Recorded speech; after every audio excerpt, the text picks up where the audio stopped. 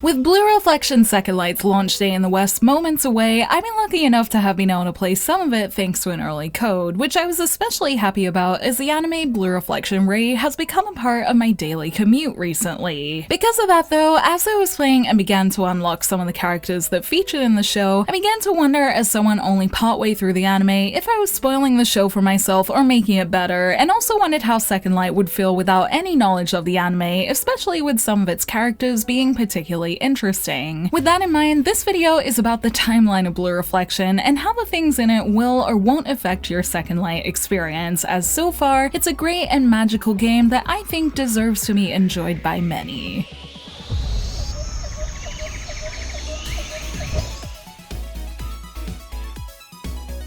In a recent Famitsu article, the timeline of Blue Reflection was detailed, which I'll show on screen but with certain parts blurred, as it does spoil some of the key events of the anime and the original. To summarize, the timeline shows that Rei mostly acts as a special prequel to the first one, with parts of it that I won't spoil and don't know much about yet thanks to where I'm up to in the anime. But regardless, the timeline basically confirms that Second Light is the next part of the series when you consider both, and is considered the next true part in Blue Reflection's story. In saying that, I personally don't think it entirely matters, as Second Light's protagonist is new character Ao, and the story is from her perspective, which means anything that's needed to be explained about the world or original protagonist Hinako and anime protagonist Hiyari is detailed to the extent she'd need to know about it, which will likely allow those who make this their first step into Blue Reflection be able to keep up and enjoy it, which is good as the gameplay and script really improves on the first one. To further push the idea that Second Light is a good place to jump in, Famitsu revealed that there are even characters in it such as Shiho, Kirada, and Yuki who will appear in the upcoming mobile title Blue Reflection Sun that hasn't been announced to be coming out in English yet, but I think shows the fact that each part of Blue Reflection can stand on its own, but Second Light is where a lot of them come together, making it feel like an ideal starting point if you want to play the best quality experience in the franchise so far, or choose where you want to continue in the series based off who or what you like about Second Light. There are benefits to having played the first one in terms of spoilers for it, or extra context in terms of the anime, but in short, I think most will be able to feel comfortable jumping in with Second Light thanks to it feeling like a central part of the series, which is good as it's what I would consider the highest quality entry in it too, that makes it a great way to learn about its beautiful world of magical girls and emotions for the first time, and it's an interesting story to learn about in this new, interesting closed-off world.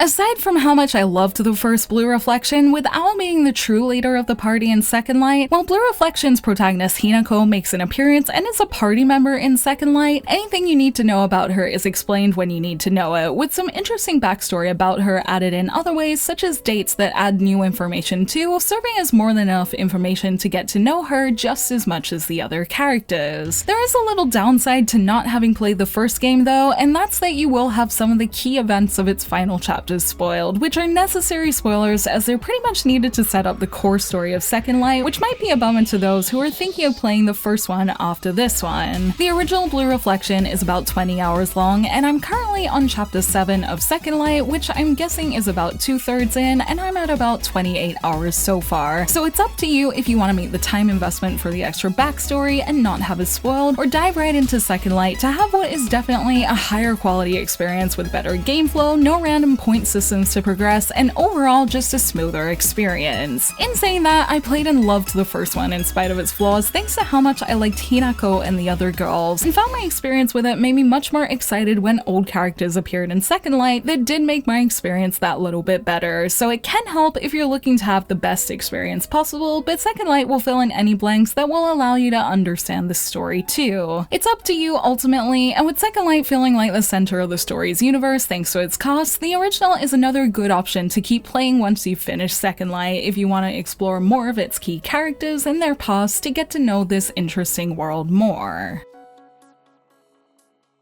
As for the anime Blue Reflection Ray, this one's a little harder for me to talk about as I only got to episode 9 of it before I started playing Second Light and still haven't finished the whole series yet. However, watching the anime is what inspired me to make this video, as being fresh into it made the moments where its characters Hiyori, Mio, and Uta appeared really have story impact, and helped me understand why certain feelings and choices in music and visuals when they appeared that makes me think there's benefit to watching at least some of it before playing. If you're low on time, I'd say you could probably watch watched to the end of episode 5 of Blue Reflection Ray to have a good handle on the nature of some of these characters, but the way the music and visuals are done somewhat strongly for them, I think is also to add to the impact if you don't do that and don't know who these characters are. And with features such as Second Light states to let you get to know their personalities too, it's probably not essential but can help add a little impact if you want to get the most out of Second Light's feature of these characters. As for spoilers for the anime, it's surprisingly light considering the fact I think I spoiled more for myself skimming through the anime to check than I did see things I saw in the game. I'm also only partway in both the anime and game right now, so there's always a chance I'm missing something. But as a fan of both, I don't feel myself wanting to rush and binge the anime right away to avoid more spoilers, and there's even a chance the game mostly features new information in the world that makes me feel excited to keep playing and see where that information fits in after, as I do plan to finish the anime too. A lot of Ray's events are brushed over as what the characters describe as a long story that makes me think we don't need to know everything, so again, considering the story is from Ao's perspective, I think there's no real problem to find here unless you want to be really excited when these characters appeared like I was. And with how much I love Hiyori, I hope it inspires others to jump into the anime as well, as it's something that has been genuinely making my train rides more enjoyable in spite of its lower quality animation, as another interesting story with a lot of heart that I look forward to seeing more of too.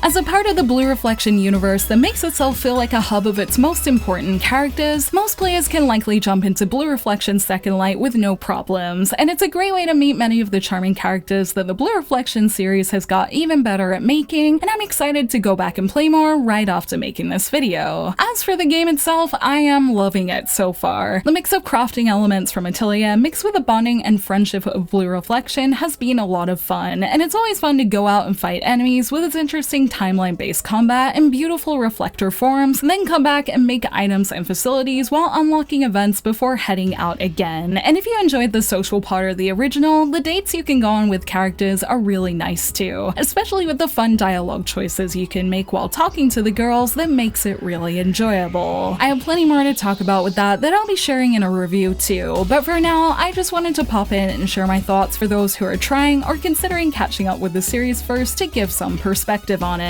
I hope this video was helpful, and with this done, I'm excited to keep playing, and look forward to talking more about this beautiful world of survival and making memories that so far seems like a beautiful story to remember.